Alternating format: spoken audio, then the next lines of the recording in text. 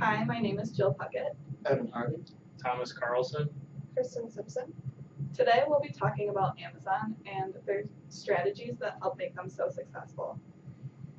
A majority of people in the United States have heard of Amazon, the giant online retailer that touts the ability to sell everything you could ever wish to buy online at the lowest prices. Further, a whopping 64% of people in the United States are members of Amazon Prime, the service that allows people to take advantage of free 2-day shipping and online music and video streaming. Amazon has seen continued success among consumers with new products and services being periodically launched, including Amazon Alexa and Amazon Go, their first physical location. So what makes Amazon so successful?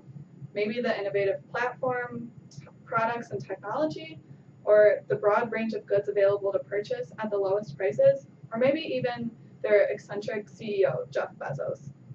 In all reality, we argue that it's a combination of all of these things supported by Amazon's thoughtful and deliberate business strategy.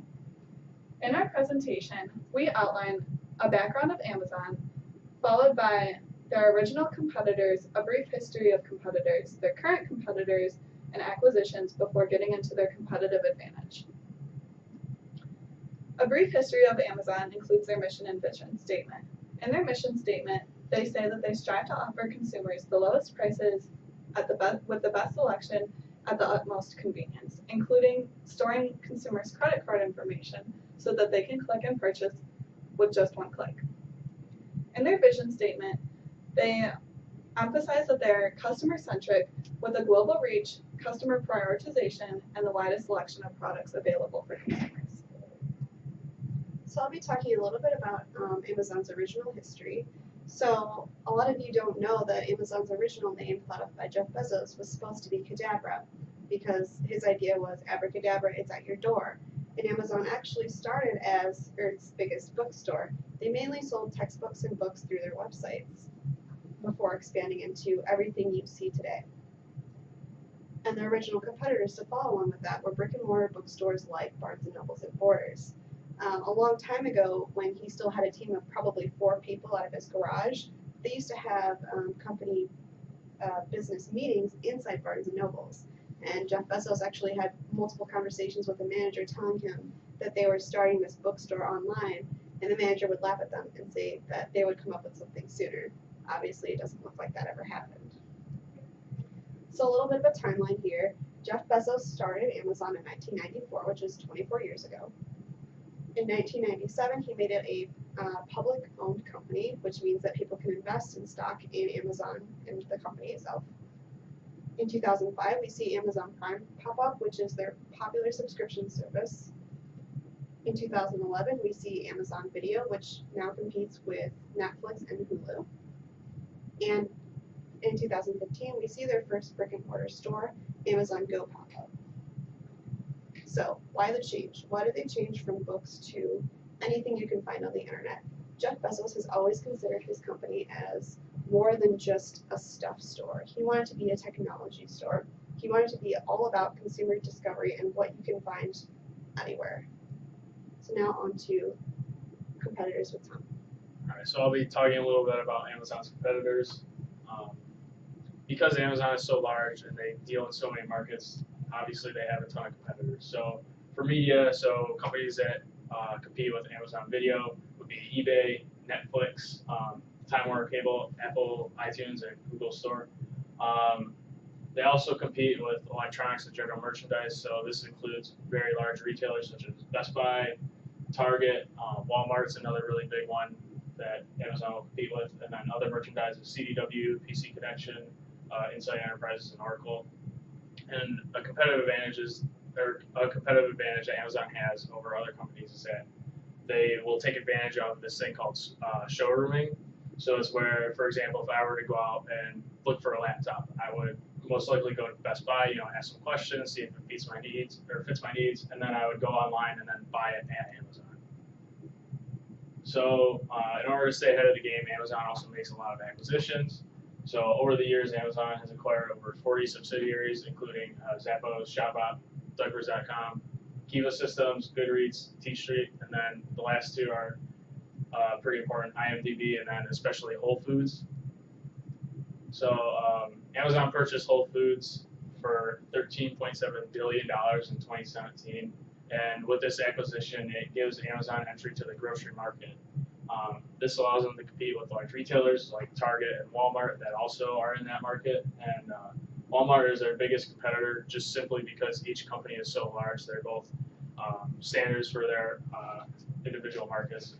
Amazon is currently reshaping Whole Foods in order to deliver groceries to the door, so it will be able to better compete with Walmart and other grocery companies such as Shipt.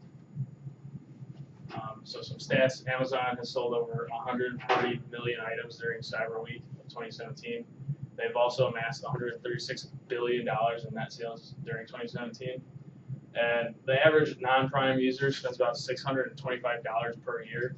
So on the other hand of that, the average Prime user, so someone that is part of Amazon Prime's subscription, spends double that amount, if not more. All right, so one of the most important factors behind Amazon's success is that it has a large sustainable competitive advantage, and this is due to its sheer size. And the fact that it's not brick and mortar gives it an advantage over Walmart because they have razor thin margins due to their huge size and able to buy products for a lot cheaper.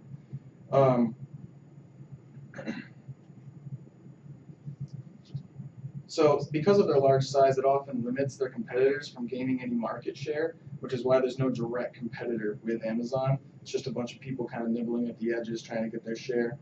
And another reason why Amazon is so successful is due to its regional fulfillment centers, which allow them to cut costs and further lower prices. And this paired with optimized shipping efficiency gives them even more of a competitive advantage. In addition to optimized efficiency and an unrivaled scale, Amazon has employed highly advanced software that helps it to set inventory levels and even start packaging orders based on predictive algorithms. It has been said that Walmart is a competitor to Amazon, but like I said earlier, Amazon beats them out because of the inherent cost of the brick and mortar store. Brand recognition is another reason that the company is doing so well. Amazon uses its brand and its Prime loyalty program to draw customers in and incentivize them to come back repeatedly. And according to CNN, Prime is now a part of half of all U.S. households, which is 54 million subscribers. Finally, Jeff Bezos himself is a part of Amazon's competitive advantage. He's metric-centered, extremely driven, and has made the company world-class. His detail-oriented, no-compromise approach has allowed the company to become very efficient. In an effort to optimize efficiency, Jeff Bezos has created what he calls the two-pizza dinner rule. The idea is that a group or team that works on various projects of the company should be no larger than that can be fed by two pizzas. It's an interesting approach, but it also sheds some light on how they have become so efficient. All in all, Amazon seems to be in a league of their own. I want to talk a little bit about some of their weaknesses. So some of their weaknesses could actually be Jeff Bezos themselves, one of their competitive advantages. As eccentric and great as the man is, he's also very, very hard to work for. Amazon has a very high turnover rate, and a stress coach was recently hired to help Jeff deal with his anger management issues so he doesn't take it out on his employees.